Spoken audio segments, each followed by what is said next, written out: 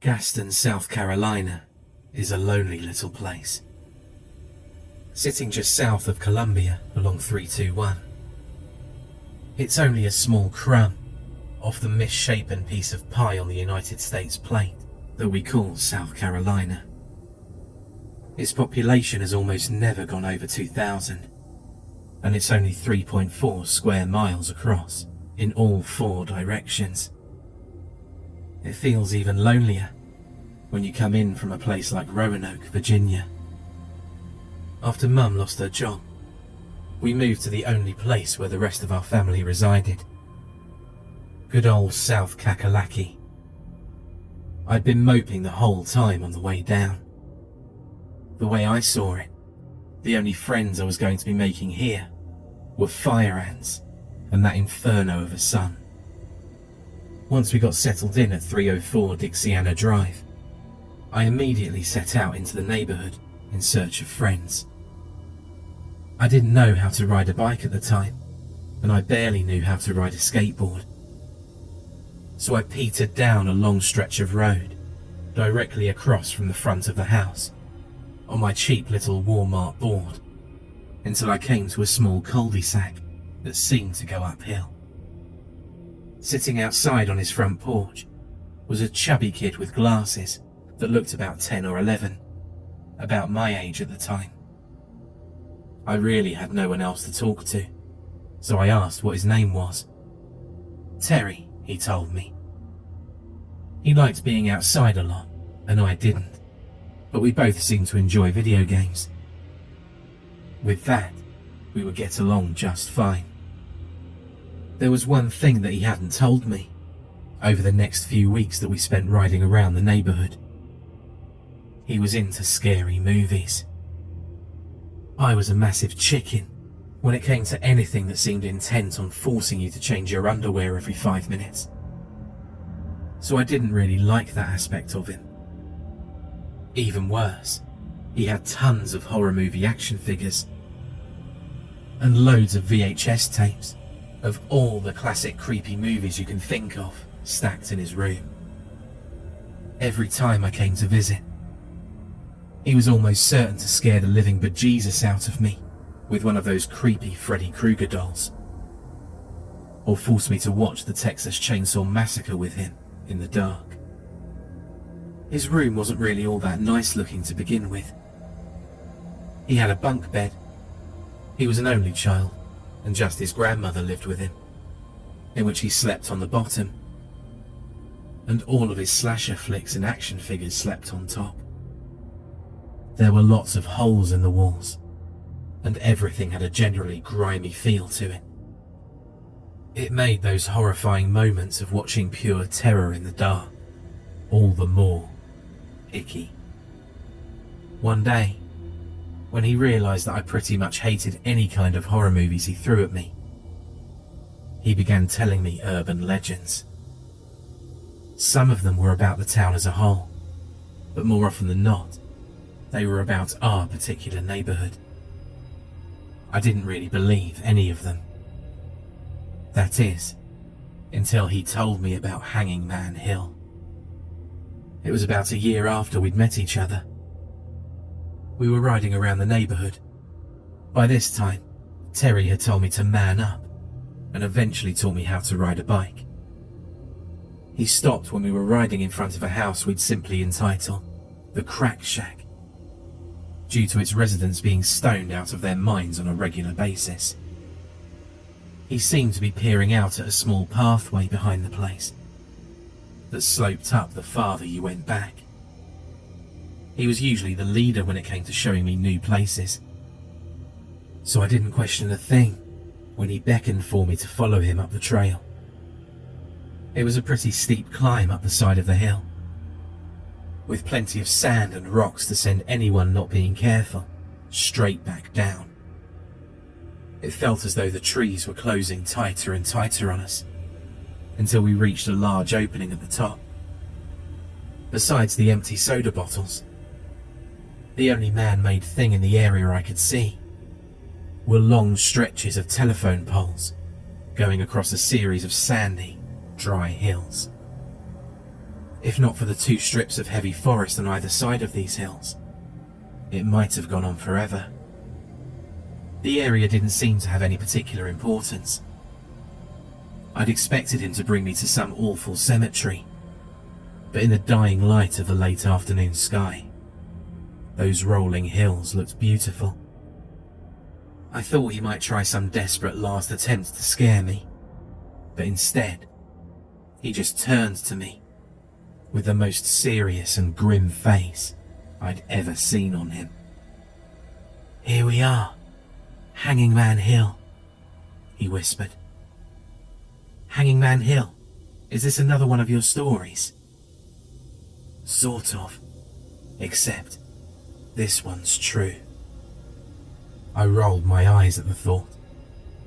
How did he possibly expect me to believe any of his tales?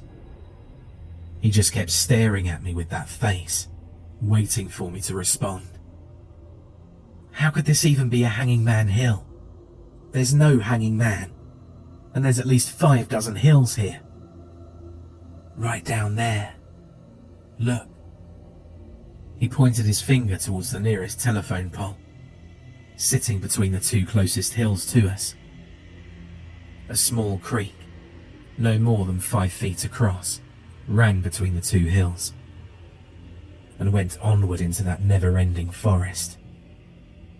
There was no hanging man, but the pole itself seemed more ominous than the rest. "Roy Terrence," he whispered. "Who?" "It wouldn't be Hanging Man Hill without a hanging man, would it?" He bolted down the first hill on that blazing orange bike of his. I tried to keep up, but Walmart and sporting goods don't seem to mix. There was a faulty chain on my cheap, dull red bike. The sticks from the surrounding trees had rooted themselves to the ground, and were now snagging onto the dangling chain. With one mighty tug of a huge root on the bike, I was head over handlebars, all the way to the bottom. I landed on my knees with a small sploosh sound as my legs hit the water. It couldn't have been more than a few inches deep. I almost called for help from Terry, when I realised that he'd stopped at the bottom, just before I tumbled to the creek alongside him. His head was peering upwards, looking straight at the top of that dark and shadowy-looking telephone pole. "Little help?" I squeaked. Terry broke his gaze with the pole just long enough to wrench me from the creek and get me to my feet. After that, his stare continued to be fixated on seemingly nothing at the top of the pole for the longest time. "What is it, or who is it that you're looking for again?" I grumbled in frustration. I was going to be pretty pissed if he'd taken me down here, and all I'd gotten out of the trip was a banged up knee. I hadn't noticed the pain before, because the water in the stream was cool. But now, it stung like the dickens. "Roy Terrence, owner of that small shed just beyond the trees over there." I hadn't noticed the shed before. It sat just behind a large oak tree. It couldn't have been bigger than 5 outhouses put together. After his wife and kid left him, he was found dangling from the wires just above us. Cops didn't find much, just a charred husk of what used to be a man. Legend says that whoever's out here at the time he died gets strung up on the wires with him. "Oh, and do tell, when would that be?" For once, he broke his serious tone to give me a goofy, "I dunno," shrug. And then he was back to that grim attitude. "And you're suggesting that we stay here and wait for him?" Despite the many excuses I have to dispute this, I think I'm going to go with, "It's late and Mum's making dinner, so I have to go home." "Fine. Tell your mum that you're sleeping over at my house tomorrow night. And I'll do vice versa with my grandma. Meet me here at 7. Against my better judgment, I decided that I might as well come. What harm could it do? Obviously, he was lying, and if nothing else, it would set my mind at ease to see that he was. While none of his stories actually seemed to be true up until this point, his sudden change of tone had made this one sound slightly more believable.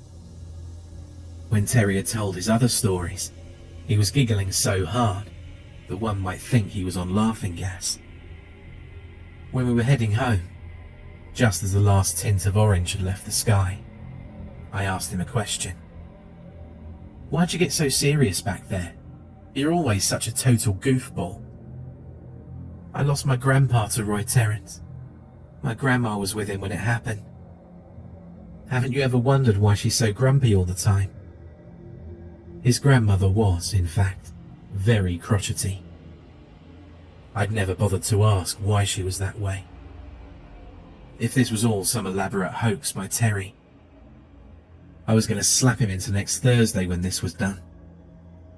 That night, I had a horrible nightmare. Like most people, I couldn't remember much about it, but it had Roy Terrence written all over it. Even though it was roasting on that hot South Carolina night, I'd woken up with the chills. By the time 6 p.m. rolled around, I'd already packed my old school backpack with basic equipment, like a flashlight and a few bags of Chex Mix in case we got hungry.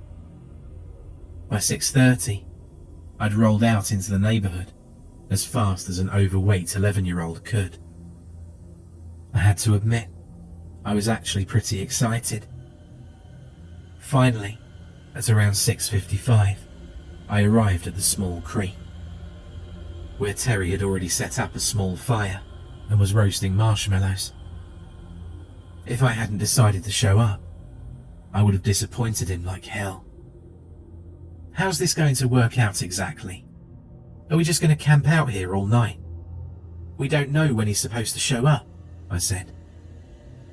All that came out of his mouth was gibberish. He'd stuffed his face with a marshmallow. "What?" He crammed the marshmallow down his throat. "I said, I'll wait here all night if I have to." "Whatever," I retorted, as I plopped down next to his fire and began to pull out my snacks. After about 3 hours, the first of the crickets began to sing their endless chirping song. As the last streak of sun had reached its end, I'd begun to grow irritated and a bit tired. Terry was wide awake, his hand glued to the bag of marshmallows. He'd started his eternal gaze at the top of the pole again. "Terry? Man, I'm tired. If I don't see a crispy dead dude in the next hour, I'm out." "Okay." His cheek stuck out like a squirrel's with another marshmallow. I snuggled up to the fire and began to doze off.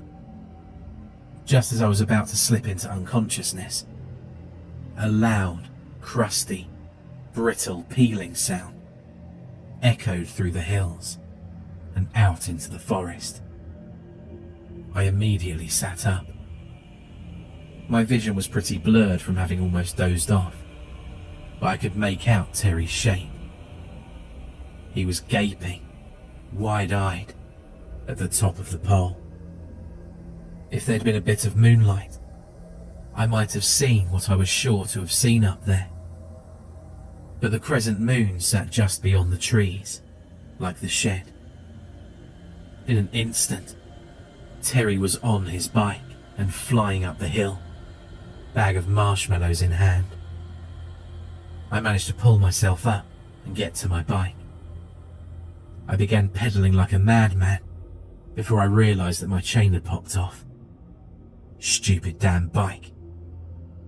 With my eyes adjusting to the dark, I peered back at the top of the pole one more time before I bolted to the top of the hill. Roy Terrence was not so much a person as he was a sagging shape. His flesh, dark as the night, was clinging to his bones for dear life. His facial features, though not entirely evident, seemed to be in a constant state of both agony and ecstatic joy. And that eye, that one eye he had left, deep in its socket, gazed upon me with absolute hatred and insatiable want. Just when it seemed that he was ready to climb off the wire and come for me, the weak spine that had been holding his head to that molten pile of flesh and bones snapped, sending what was left of his skull tumbling into the fire that Terry had started. It gave me a glowing, burning, satisfied grin before disintegrating into a wisp of ash. I'd been halfway up the hill before I'd realised I was moving. I followed the bike tracks that Terry had left, which led further into the hills instead of off to the side, where the trail led back to the neighbourhood. Just as I clawed my way to the top of the hill, I saw a thin shape dangling from above. "Oh no," I croaked. Terry's bike. That blazing orange bike that he loved so much was left wrecked at the base of the telephone pole. Above, his body was hanging limply, though it didn't look much like Terry anymore. He hadn't been on the wires for as long as Roy, which made it even worse. He was charred, but not entirely. His eyes bulged from his head in constant shock.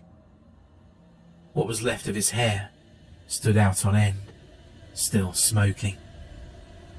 The seemingly endless wires above entangled his neck like a boa constrictor. Dangling from his scrawny, burnt little arm was a bag of marshmallows, melted to his hand from the heat. The police investigation hadn't dug up much. They'd scoured all throughout the area and didn't find any evidence that anyone was ever there. I begged them to search the telephone wires, but they continued to state that there was no evidence that anyone had even touched the wires. The search continued for 3 weeks.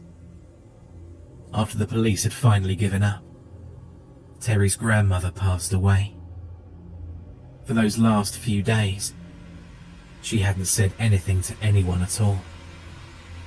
She only sat and stared at the picture of her and her husband for the remainder of her life. After the house had been cleared out, the contents of Terry's room were offered to me. His entire collection of horror movies, action figures, and everything else was donated to charity. My request. I went back a few years later. We'd gone to Gaston to visit with our family for a while, and I requested that we stop by the neighbourhood. Any evidence that we'd ever been there those few fateful years ago had been swept away by the police or the weather. Now, like before, there was only useless garbage and telephone poles. Just as I was getting ready to walk away, I caught a glimpse of something in the corner of my eye. I only saw a tiny bit of it before it fluttered away. It was a melted marshmallow bag. For more terrifying creepypasta horror stories, check out the playlist or the video on screen.